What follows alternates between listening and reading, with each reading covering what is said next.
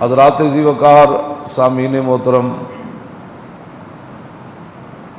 حضرت سیدہ طیبہ طاہرہ حضرت فاطمہ الزہرا رضی اللہ تعالی عنہا کا 3 رمضان المبارک کو یوم وصال ہے۔ آپ نے ہر چیز نے نبی علیہ الصلوۃ والسلام کے ظاہری دنیا سے تشریف لے جانے پر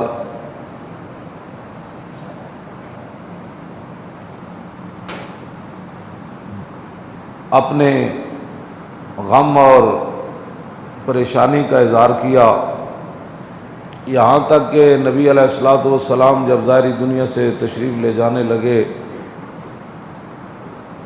تو آپ نے محراب کو نماز پڑھنے کے بعد محراب کو بھی الوداع فرمایا اور منبر کو بھی الوداع فرمایا، تو محراب شریف بھی رونے لگ گیا اور آپ کا منبر مبارک کی لکڑیاں بھی رونے لگ گئیں، اور یہ آواز صحابہ اکرام نے خود سنی۔ ہمارے بزرگوں نے لکھا کہ جب لکڑیوں اور پتھروں نے حضور کی جدائی میں اتنا اپنا حال خراب کیا اور وہ رونا شروع ہو گیا، تو پھر صحابہ، آل بیت اور حضور کے گھرانے پر کیا گزری ہوگی۔ اور یہ بھی حدیث پاک میں ہے کہ نبی علیہ الصلوۃ والسلام نے ظاہری دنیا سے تشریف لے جاتے ہوئے اہل مدینہ کے یتیموں کو اور بیواؤں کو جمع کیا، تو نبی علیہ السلام نے جب انہیں فرمایا کہ میں تو ظاہری دنیا سے تشریف لے جا رہا ہوں، تو بکاؤ بکان شدیدہ، ان کا رونا جو ہے وہ ناقابل برداشت تھا، یتیموں کا بھی اور بیواؤں کا بھی۔ اور حدیث پاک کے اندر یہ الفاظ ہیں کہ یتیم بھی بول اٹھے اور بیوائیں بھی بول اٹھی کہ حضور یتیم تو ہم اب ہو رہے ہیں، اب ہماری تباہی ہوگی، آپ کے بعد ہمیں کون پوچھے گا، آپ کے بعد کس نے ہماری خبر گیری کرنی ہے۔ تو پھر نبی علیہ الصلوۃ والسلام کی مبارک اونٹنیوں کی تعداد تو ویسے زیادہ ہے، جن کے مشہور نام ہیں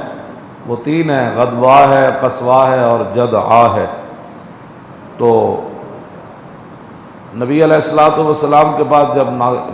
قصوہ اونٹنی آئی تو نبی علیہ السلام نے اس کو جب بتایا کہ ہم تو دنیا سے تشریف لے جا رہے ہیں، تو اس نے اپنے مبارک ہونٹ زمین پر رکھے اور وہ رونا شروع ہو گئی۔ یہی وہ بات ہے مولانا انوار اللہ چشتی قادری نے انوار احمدی کے اندر جو لکھا، لوگوں کو جن کو محبت نہ ہو تو وہ تو باتیں ہی کرتے ہیں،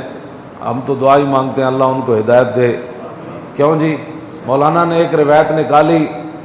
یا طبقات الکبریٰ میں طبقات ابن سعد کے اندر امام نے نقل کی ہے، اور وہ رات تراویحوں کے بعد یہ روایت پڑھ کے ہمیں پتہ بھی نہیں چلا، وہ 3 بج گئے، بس اسی میں ہم بیٹھے رہے، اسی کے اندر سوچتے رہے کہ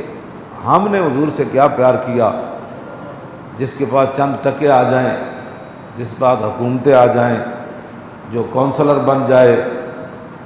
یا وہ ایک اچھا سا گھر بنا لے، تو اس کو حضور کی شان کا پتہ ہی نہیں ہوتا۔ عمر بن عبدالعزیز آپ جانتے ہیں کہ یہ اہل سنت و جماعت کے نزدیک یہ 5ویں خلیفہ راشد ہیں، اور عمر بن عبدالعزیز کے بارے میں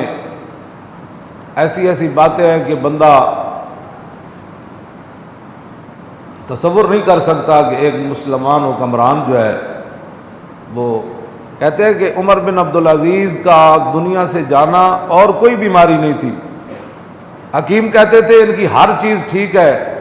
لیکن خوف خدا اور حضور کی امت کا انہیں غم اتنا ہے کہ اب یہ بچ نہیں سکتے۔ عمر بن عبدالعزیز اتنا آپ کے دل میں خوف خدا تھا، پڑھ کے بندہ حیران ہوتا ہے کہ سرکاری ایک مہینہ آپ کے خدام نے سرکاری حمام سے پانی، گرم پانی سے آپ کو وضو کروایا، تو آپ نے پوچھا کہ یہ پانی کہاں سے لاتے ہو؟ کہا وہ سرکاری حمام سے۔ تو آپ نے پھر اس کی قیمت ادا کی،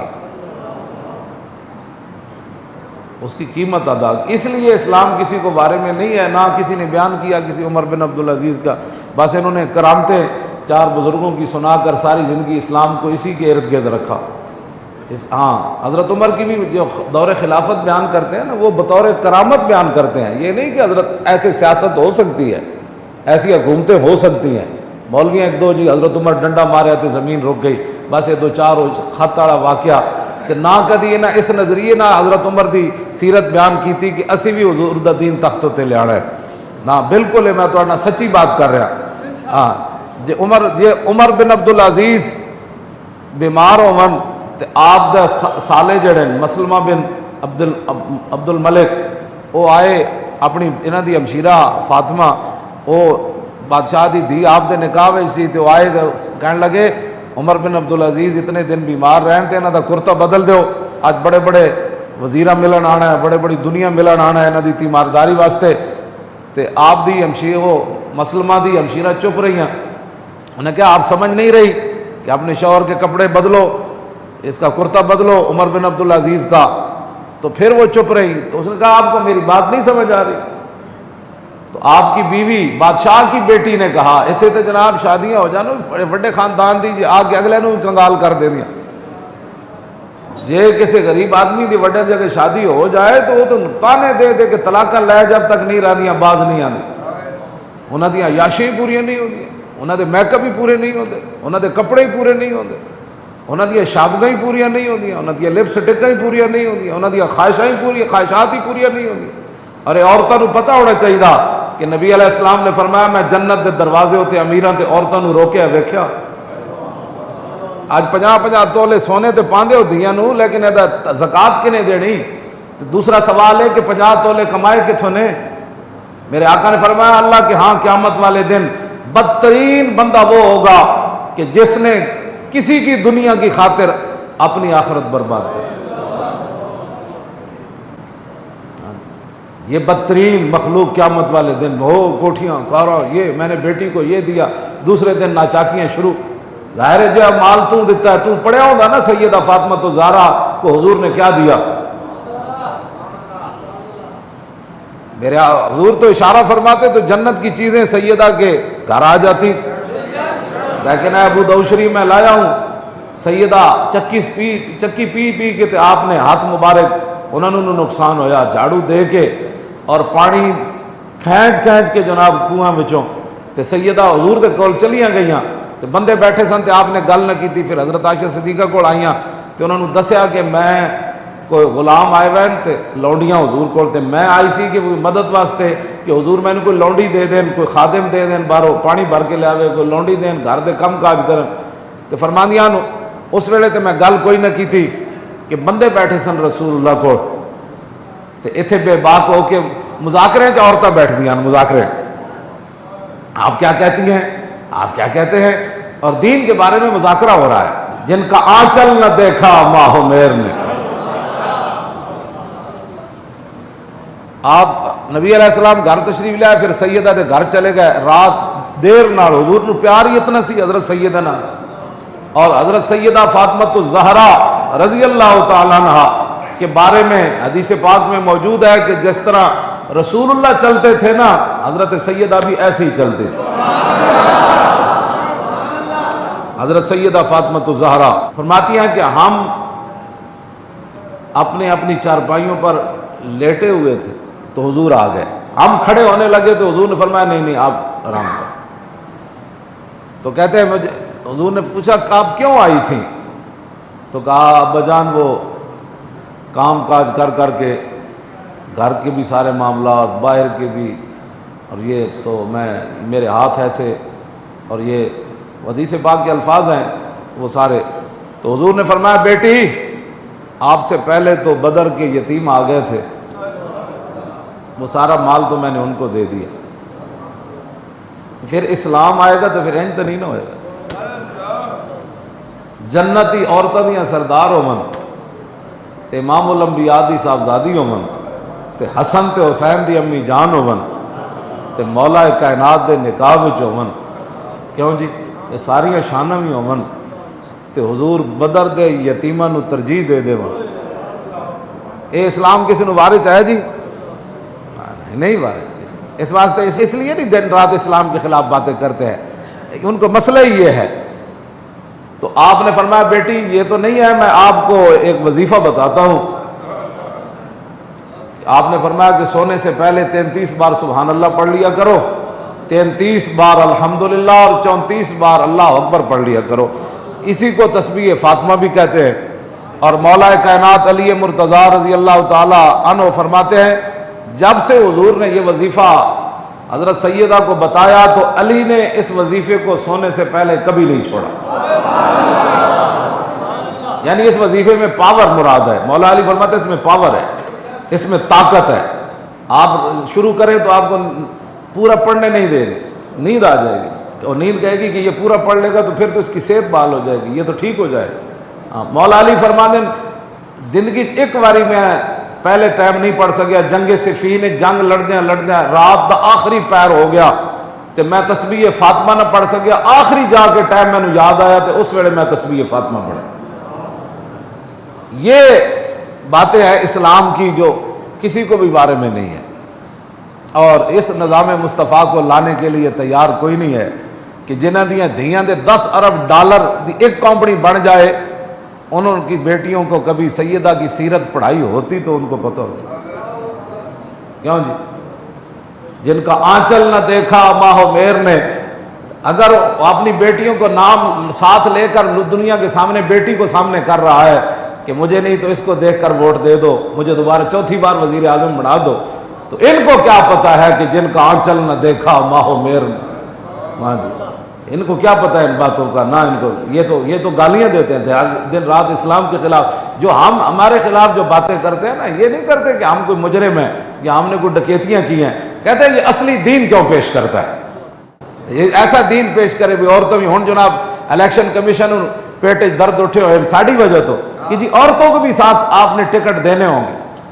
یہ تاکہ یہ مولویوں کو کسی طریقے سے پیچھے رکھا جائے، عورتوں کو بھی ٹکٹ دینے ہوں گے، یہ شرط رکھی۔ میں نے کوئی بات نہیں، الحرب خدعۃ، حضور نے فرمایا جنگ بھی ایک چال ہے، تسی بھی چالا چلو تو اسی بھی چلیں گے انشاءاللہ۔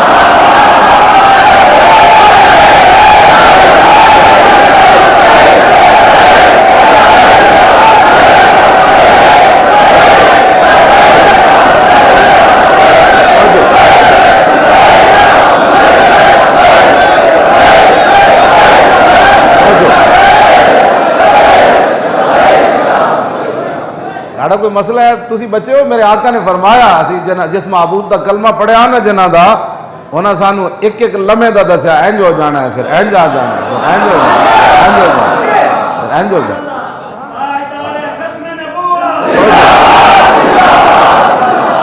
نبی علیہ السلام نے فرمایا وقت آئے گا ستکون ہجرت با، ہیں جی وہاں میری امت کدی ادھر پریشان ہوئے گی، کدی ادھر پریشان ہوئے گی، کدی ادھر پریشان، اجے نہیں آندی قیامت۔ حضور نے فرمایا اس ویلے پھر چنگے لوگ ہون گے جڑے ملک شام چلے جان گے، اجے تو ملک شام دے اپنے حالات نہیں ٹھیک، یہ تو مانا ہے کہ اجے نہیں آندی قیامت بھج کے، ہاں حضور نے فرمایا پھر چنگے، فرمایا پھر وَيَبْقَى شِرَارُ عَلَيْهَا، فرمایا پھر بدترین لوگ میری امت دے اپنے اپنے شہروں میں رہ جان گے، تلفظہم اردوہم، تے انہاں نوں اپنے پیٹ دی اگ ہے نا جڑی یہ کدی اس شہر وچ لے جائے گی کدی ادھر لے جائے گی، تکذرہم نفس اللہ، فرمایا جڑے لوگ دین نو چھڈ کے تے پیٹاں دی خاطر شہراں وچ رہ جان گے نا، چنگے لوگ تے ملک شام چلے جان گے، پھر مسلمان تے عیسائی مل کے ایک جنگ لڑن گے، پھر حضور فرمایا فتح ہوئے گی انہاں نو، پھر واپس آندے سلیب اچھی کر دین گے کہ سلیب دی وجہ تو فتح ہوئی۔ حضور نے فرمایا پھر اس سلیب جب اچھی ہوئے گی نا پھر مسلمان عیسائیوں نو وڈ دین گے، ہاں جنگ، ہاں اس تو بعد پھر وڈی وہ جڑی جنگ ہے نا حضور نے فرمایا وڈی جنگ پھر اس ویلے ہوئے گی، اجے تک کچھ نہیں ہونا، اجے تک چلتا رہے گا تھوڑا تھوڑا نظام، وڈی جنگ ساڑی ہونی عیسائیاں نال، ہاں پہلے عیسائی تے مسلمان کٹھے ہون گے، تو پھر جب واپسی تے عیسائی سلیب اچھی کرن گے پھر مسلمان سے عیسائیاں نوں بھی وڈ دینا کہ ساڈے ہوندے سلیب تسی کیویں اچھی کیتی اے کیوں جی نبی الملاحم ہے نا ہمارے آقا و مولا جنگاں والے نبی ہیں حضور نے خود بھی جنگاں کیتیاں تے قیامت تک جڑیاں جنگاں ہونیاں ہن تے فتنے آنے حضور نے انہاں دی بھی خبر دیتی کہ حضور نے فرمایا جی بیٹھیا بندہ کھڑے نالوں چنگا ہوئے گا ایک فتنہ دور آ جائے گا بیٹھیا بندہ کھڑے نالوں چنگا ہوئے گا کھڑا چلنے والے نالوں چنگا ہوئے گا چلن والا نسن والے نالوں چنگا ہوئے گا تے حضور نے فرمایا جڑا انہاں فتنے دے ول جائے گا پھر فتنے وچ وڑ جائے گا تے انہاں فتنے کو دور کر کے رہنا این کر کے رہنا ہاں اے کتاب الفتن پورا حدیثاں وچ موجود ہے اے فتنے آ جان گے پھر اے فتنے آ جان گے پھر اے فتنے آ جان گے پھر اے فتنے آ جان گے میں حدیث پاک جدوں پہلے پڑھی سی نا اے موبائلاں تو پہلے تو میں کہندا سی حضور نے فرمایا بھائی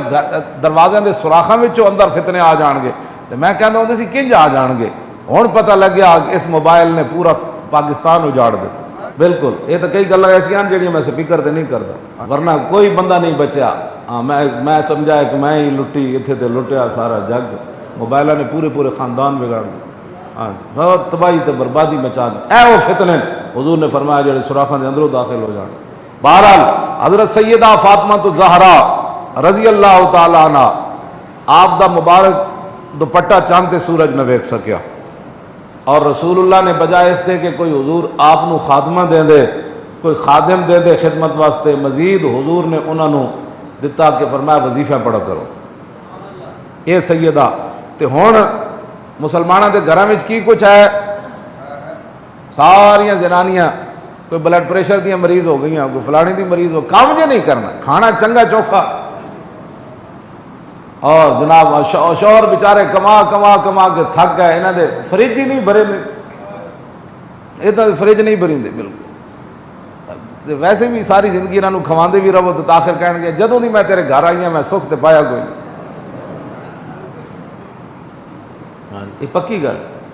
ہاں سوکھے نہ نہیں پانا سوکھو تو پانا ہے جدو شوہر اور دنیا تو چلے جانا اس تو پہلے سوکھے نہیں پا سکتی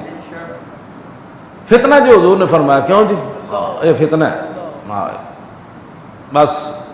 حضرت سیدہ فاطمہ الزہرا فرماتی ہیں کہ نبی علیہ الصلوۃ والسلام آخری بار سیدہ عائشہ صدیقہ کے گھر حضور تشریف فرما تھے آخری ایام تھے